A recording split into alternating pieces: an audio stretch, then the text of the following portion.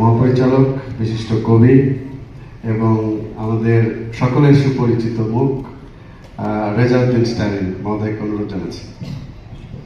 আমি খুব কৃতজ্ঞতা জ্ঞাপন করছি আপনাদের প্রতি, সম্মানিত দর্শক যারা এতক্ষণ আমাদের সঙ্গে ছিলেন। আমরা বিশ্বাস করি যে আমরা একসাথে এক নতুন বাংলাদেশ গড়ে তুলব। প্রথম বাংলাদেশ আমার শেষ বাংলাদেশ। নিজের দেশের চেয়ে বড় কোনো দেশ নেই, নিজের মাতৃভাষার চেয়ে মধুর কোনো ভাষা নেই, এটা আমি বিশ্বাস করি। আপনারাও করবেন। সবার সুন্দর জীবন কামনা করছি। আগামীকালের অনুষ্ঠানে আবার সকলকে আমন্ত্রণ। শুভ নববর্ষ। আমরা শেষ বাক্যের আবেশে বিদায় নেব। বৃষ্টি জুড়ে দেশটার রঙিন, উঠছে হরেক মানুষ, হৃদয় জুড়ে স্বপ্ন মাখা, এই তো বাংলার মানুষ।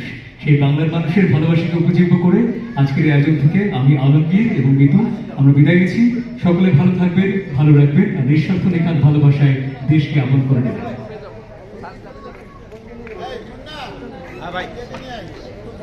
সকলকে শুভরাত্রি। শুভরাত্রি।